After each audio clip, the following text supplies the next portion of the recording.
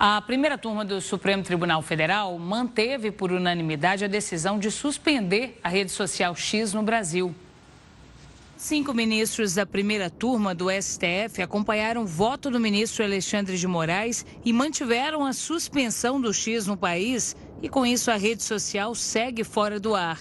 A decisão é válida até que a empresa cumpra com 3 requisitos. A plataforma precisa indicar um representante legal no Brasil, pagar as multas aplicadas pela Justiça e cumprir com as decisões de bloquear perfis com conteúdo supostamente antidemocrático e ou criminoso. Os ministros também decidiram manter a multa de R$50 mil para quem usar recursos tecnológicos como a VPN para acessar o X. A VPN é uma ferramenta que simula que o usuário está em outro país e dessa forma dribla restrições impostas no Brasil. Moraes ordenou que a rede social fosse retirada do ar na sexta-feira após a empresa se recusar a indicar um representante legal para atuar no país. A empresa encerrou as operações no Brasil sob a alegação de insegurança, depois que Moraes ameaçou prender a representante da empresa no país pelo descumprimento das decisões.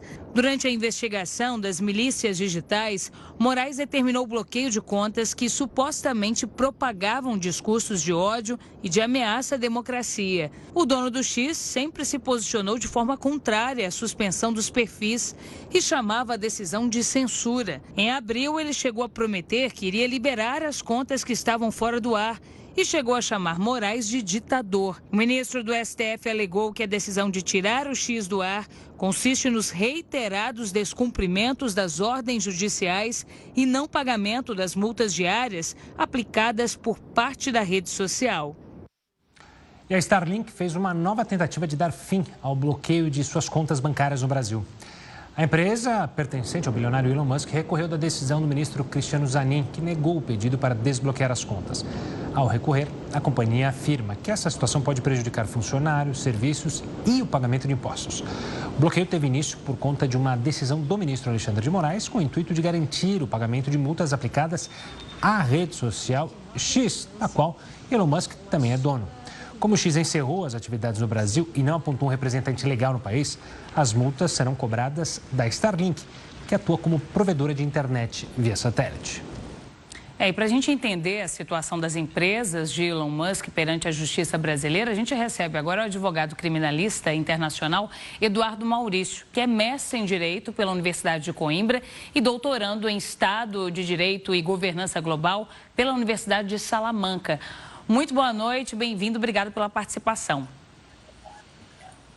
Cumprimentos e boa noite ao Gustavo, à Renata e a todos os telespectadores. É sempre uma honra estar aqui me manifestando perante ao Jornal da Record News. A gente que agradece a participação. Quero começar pedindo a sua análise sobre o fato de Elon Musk ter respondido, ter acatado a decisões judiciais, por exemplo, em outros países, na Índia, na Turquia, tirando do ar publicações pedidas pela Justiça, e aqui no Brasil ele não tendo feito o mesmo. Quais motivos levam Elon Musk a não cumprir a decisão judicial aqui no Brasil e considerar uma violação à liberdade de expressão e em outros países não? Isso é uma questão curiosa, até porque, de fato, o Elon Musk, a empresa X, procedeu na retirada de alguns conteúdos da Turquia e da Índia. Do Brasil não, também tem um cenário envolvendo a União Europeia, no qual tiveram aí manifestações como, por exemplo, da França, enfim, e outros países da Europa, no qual também supostamente teve aí um descumprimento por parte do X, que afrontou aí direitos constitucionais e fundamentais. Agora, de fato, a situação envolvendo o Brasil já é um cenário um pouco mais complexo, porque já existe aí um inquérito anterior, que é o 4957, no qual o Elon Musk é investigado por suposto crime de obstrução à justiça, organização criminosa e incitação ao crime.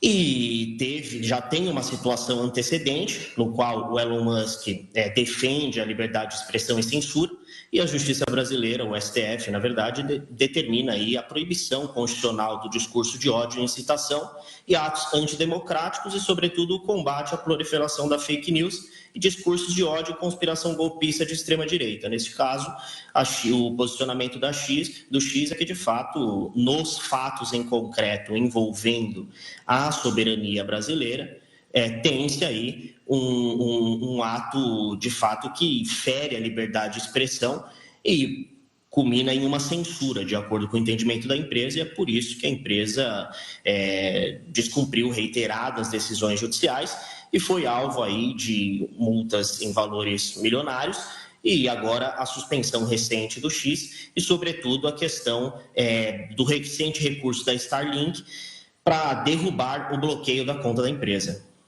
Eduardo, uma boa noite da minha parte também. Falando da Starlink, a suspeita, a Anatel está investigando, que a Starlink também está descumprindo a decisão de acabar com o X, ou seja, ela ainda mantém o acesso do X nas áreas onde ela oferece internet aqui no Brasil.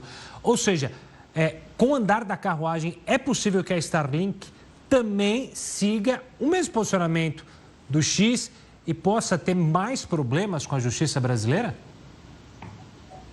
Com certeza, inclusive a Starlink recorreu da decisão que negou derrubar o bloqueio das contas da empresa, ingressou com mandado de segurança, embora no ponto de vista técnico-jurídico deveria ter ingressado com agravo perante a turma do STF, mas o fato é que, além de tudo isso, prospera uma ausência do duplo grau de jurisdição, pois está sendo decidido tudo em uma única instância, que é o STF, em virtude do que eu mencionei recentemente, do inquérito 4957, que é a competência do STF diante das fake news. Então, de fato, é somente uma instância o que fere o princípio do contraditório e, ao que tudo indica, a Starlink também irá descumprir as decisões emanadas pelo ministro Alexandre de Moraes, por não concordar com a decisão e, sobretudo, por a fundamentação de que o Elon Musk é simplesmente acionista da Starlink, não o único dono.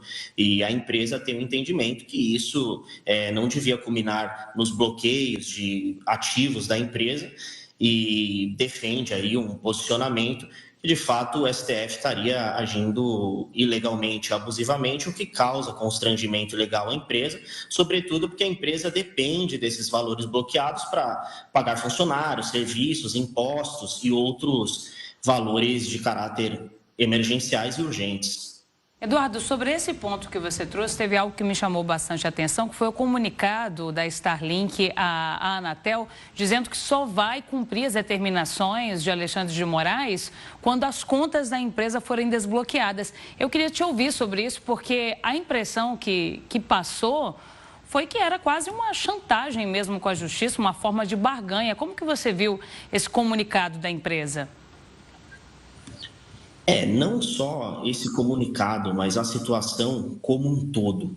Eu vejo, de fato, que a decisão emanada pelo ministro Alexandre de Moraes é uma decisão que seguiu aí o princípio da legalidade, né?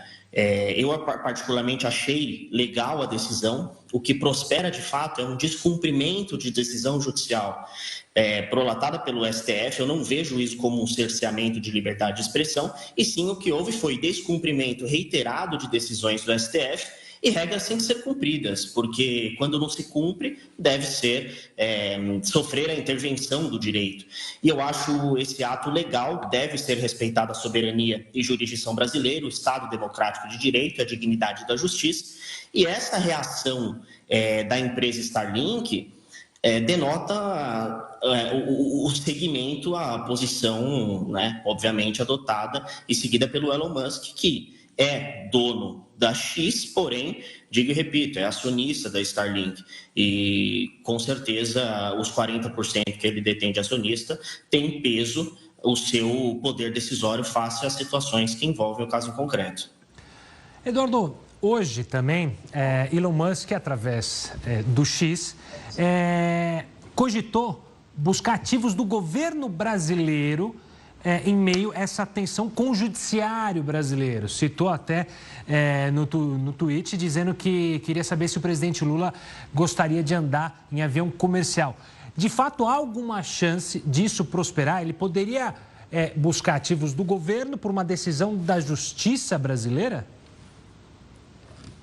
Como eu disse, hoje o procedimento já iniciou no STF e o único instrumento jurídico que cabe hoje, do ponto de vista técnico-jurídico, são os embargos de declaração para suprir alguma omissão, obscuridade e até erro material. E eu não vejo possibilidade de estar sendo mudado o teor da decisão, que inclusive já tem aí maioria de decisão de votos e unanimidade de decisão de votos.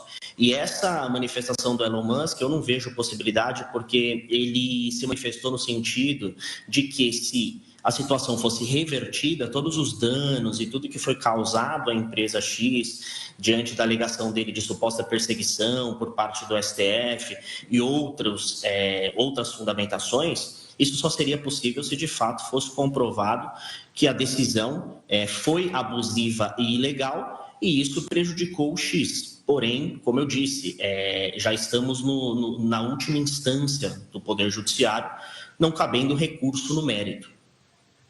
Tá certo, Eduardo. Obrigado pela participação aqui conosco, pela conversa e pelas explicações. Um forte abraço e até uma próxima.